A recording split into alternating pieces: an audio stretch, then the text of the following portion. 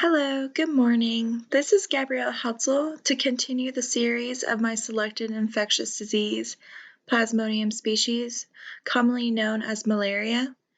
So let's get started. I wanted to begin this presentation with an overview of what we covered previously. Malaria is caused by the Plasmodium protozoan parasite. This parasite is spread to humans through the bite of infected mosquitoes. The geographic regions of malaria is very rare in the U.S. It's most common found in Africa, Southern Asia, Central America, and South America. Only 5 types of Plasmodium species can cause malaria in humans. The first one being Plasmodium falciparum. This is the most commonly diagnosed malaria in humans. And then the 5th one is the least common and extremely rare. So how does malaria look under the microscope?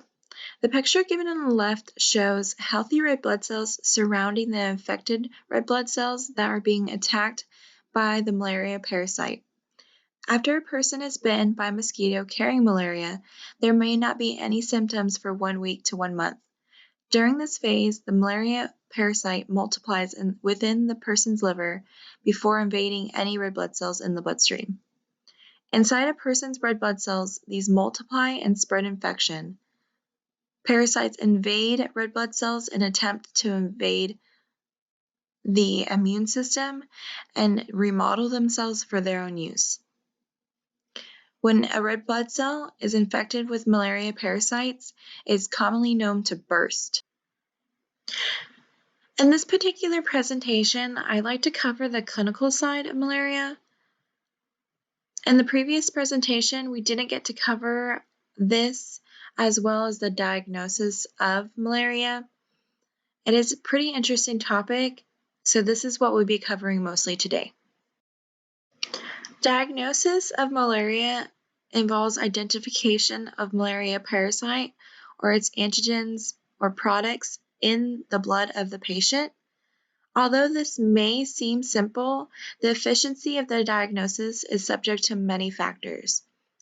And these factors include different forms of the 5 malaria species, the different stages, different species under the microscope, the population movement, the interaction between the levels of transmission, immunity, parasite infection, and the symptoms.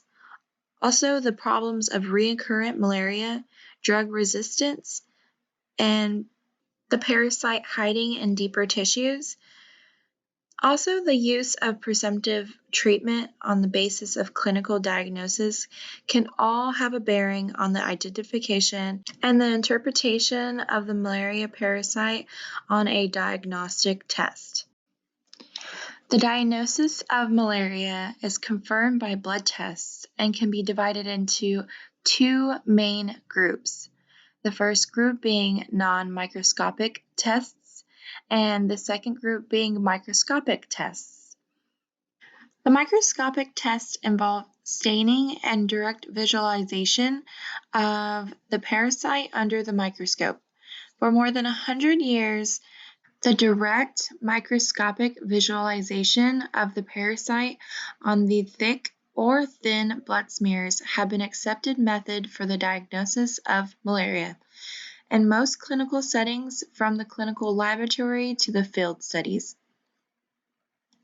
The careful examination of a well-prepared and well-stained blood film currently remains the gold standard for malaria diagnosis. The commonly used microscopic tests include the blood smear, which is also called the MD test, and the quantitative Buffy-Coat QBC test.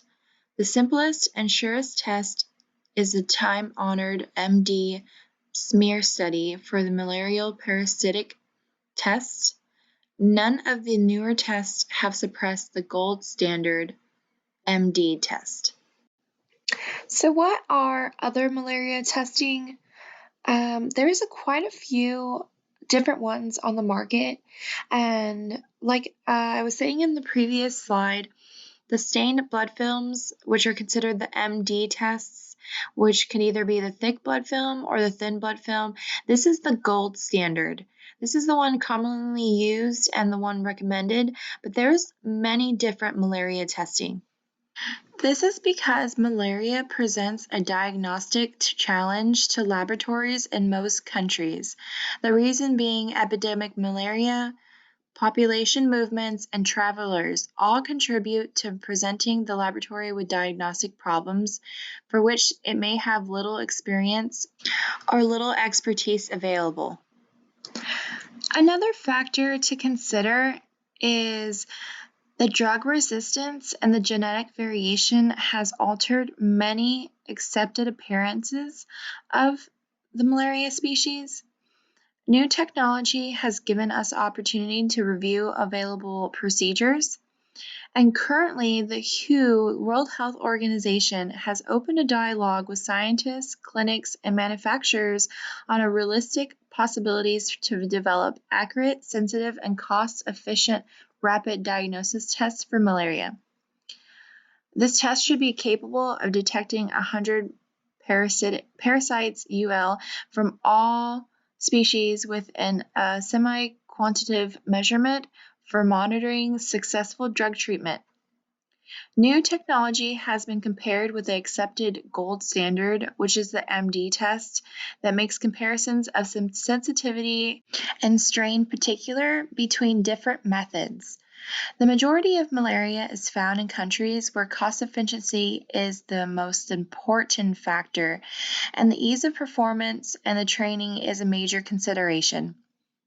Clinical studies allow effective comparison between different formats.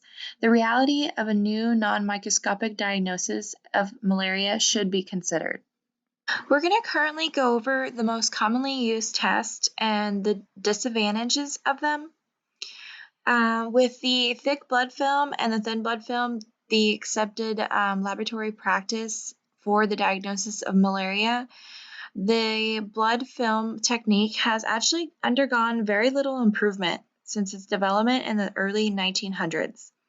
The major disadvantage of the thick blood film is the lysis of the red blood cells during the staining process. This makes the slide more difficult to read with the absence of red blood cell features and the irregularities in the thickness of the film. Moving on to the other malaria testing kits, we have in Figure 1, which is the Parasite F test.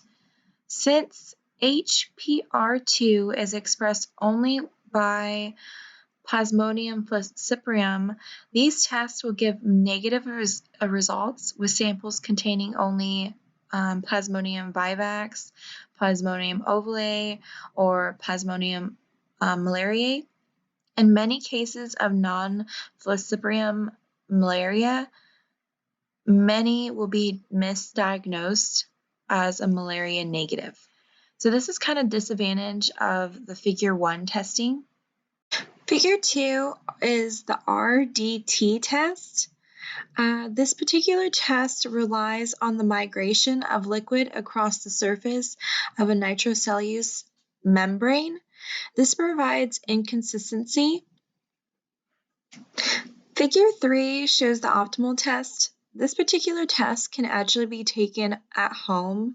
It is a home testing kit as well as given in clinical settings. In a multi-center trial of 231 patients examined for malaria by using this test, this particular study conducted found that 53 patients gave positive results for Plasmodium falciparum infections. Based on the sensitivity obtained, they include that the dipsticks have the potential of enhancing the accuracy of the diagnosis of P. falciparum malaria if non-specialized laboratories are involved. And this study was conducted by scientist Moody.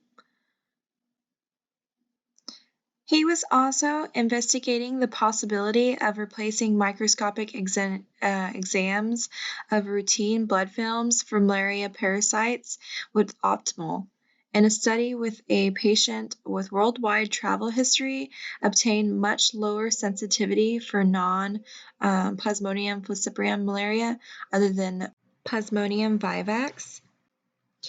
Before moving on to figure 4, I just wanted to point out that these given 5 tests that I had selected are actually only the handful of available testing for malaria. This just shows the high demand and the high market for malaria testing, including in clinical settings and at home. There are many malaria testing kits and different malaria testing methods.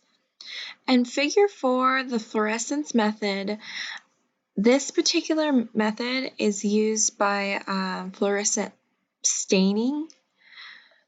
And with experience, workers using methods involving fluorochrome compounds are able to detect parasites rapidly and accurately. In spite of some reservations about the use of fluoride methods for malaria detection, these include the requirements for special training and expensive equipment and supplies. The fluorescence microscopic testing remains a viable and rapid alternative to the blood staining. There will also be some problems in certain areas in the world where fluorescent microscopic tests or adequate training in their use will not be available. In these areas, alternative non-microscopic tests for the diagnosis of malaria will be a potential benefit. Even though microscopic examination remains the gold standard for laboratory confirmation of malaria, problems can occur and there are major disadvantages of microscopic malaria diagnosis.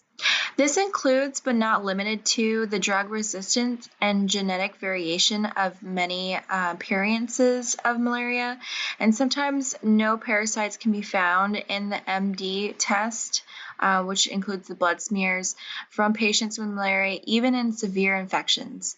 The exacting needs of the blood smear examination are not often met in remote and poor parts of the world. Accessing and activating the facility in emergencies are some of the deficiencies with the blood smear examination. These major disadvantages just shows how important it is that we continue doing the research of non-microscopic malaria diagnosis.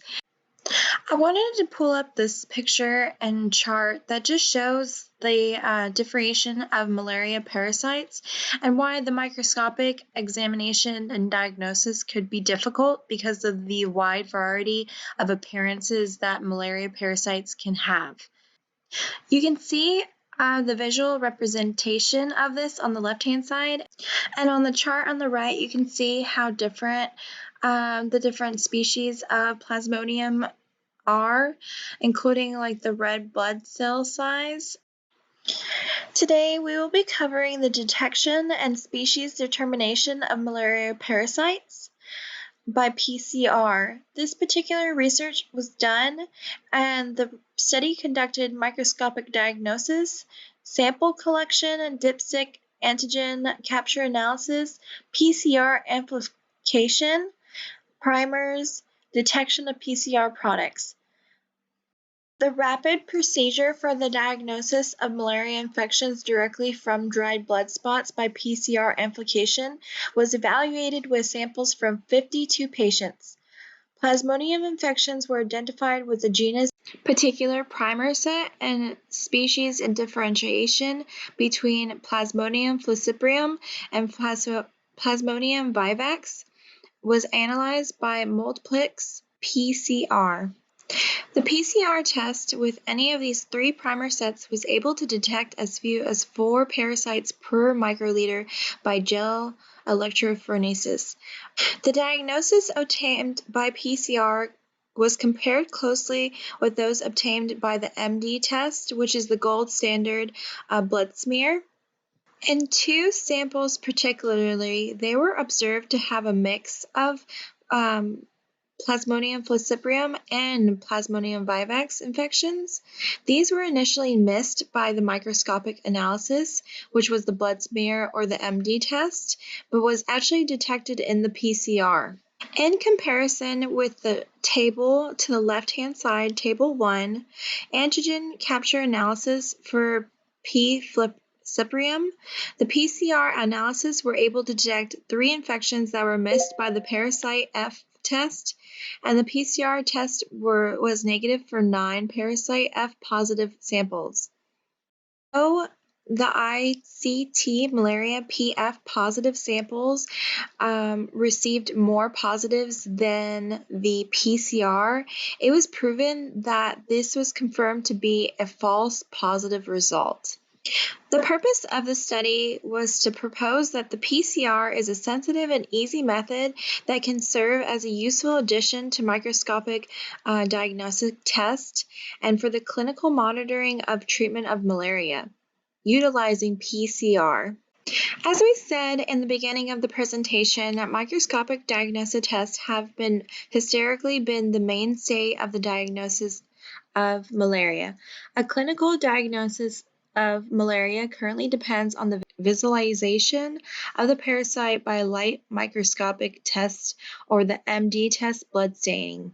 This is because the procedure is cheap and simple, but it is labor intensive and requires personnel who are very well trained in the differentiation of the Plasmodium species for successful diagnosis. As we've seen in the previous slide, that different species of the Plasmodium and also different stages of their life cycle, they appear dramatically different. So it is commonly misdiagnosed, which could lead to the proper treatment not happening. The microscopic and diagnosis and sample collection of this research study had all patients who had a history of fever and persistent headaches and who had recently traveled outside of Singapore were examined for malaria at the National University Hospital of Singapore. Thick and thin blood films were prepared from blood collected, as well as the QBC quantitative Buffy coat, which is a fluorescent microscopic examination of malaria. This is the control of the testing, and also they had done the PCR compared to parasite F and also ICT malaria PF. So in total, there was 4 methods were used to examine these samples. There is the microscopic test with 2 commercially available test kits, Parasite F and ICT Malaria PF, and the PCR amplification. With the dipstick antigen capture analysis, the blood samples were also analyzed with the Parasite F and the ICT Malaria test kits. Both test kits are based on the immunological detection of the P. falciparum protein, and also the analysis was performed in a parallel according to the manufacturer's instructions.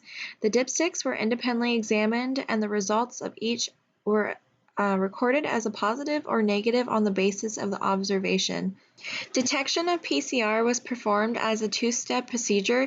The Plasmodium genus primers were run separately from the species primers, which in turn were run as a multiplex PCR system.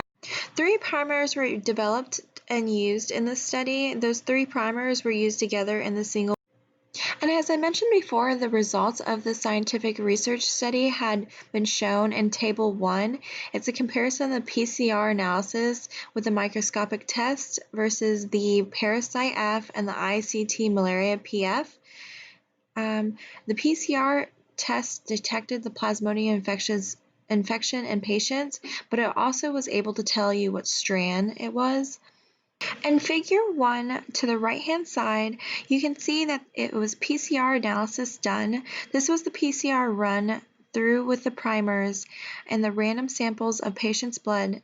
Lanes 1 and 6 were blood infected with P. vivax, and lanes 2, 4, and 5, and 7 were blood infected with the falciparum. And then lanes 3 and 8 were blood from non-malaria infected patients. So what are the results of this scientific research study? Do you think that PCR could be the solution to the non-microscopic tests that we desperately need worldwide? So the results were that 52 patients were identified as being infected with malaria by a blood film analysis and a QBC analysis by microscopic tests, but 34 were identified as having Plasmodium vivax infections, 16 were identified as having P. falciparum infections, and 2 were identified as having a mix of both infections. All blood samples were also tested by two commercially available malaria antigen capture diagnostic tests, the Parasite F and the ICT Malaria PF tests, and then they were subjected to PCR detection. The comparative study of microscopic tests, the two antigen capture kits, and the PCR test showed that the results obtained by PCR are equivalent or superior to those obtained by microscopic tests, and all that microscopic positive tests or samples were positive by PCR. In addition, the PCR tests were able to detect mixed infections that were missed by the microscopic tests. So in summary, they had successfully conducted a direct PCR test system for the diagnosis of malaria. The test detects Plasmodium infection and can differentiate P. falciparum from P. vivax via a multiplex reaction. No preparation or treatment of blood samples is required prior to amplification, which is a huge positive. And the blood spots on filter paper were found to be very stable and can be stored without any noticeable effects on the sensitivity of the analysis. The test can be completed within 3 hours with a high degree of sensitivity. This means that they're able to detect more strands with less labor-intensive than currently used methods. Also, the production cost of the PCR analysis for the diagnosis of malaria is compatible to those of the commercially available antigen capture analysis. Further development and evaluation of the dipstick detection system are underway. This PCR diagnostic analysis can easily be developed for mass screening. The system is a simple and reliable test for the diagnosis of malaria and has great potential.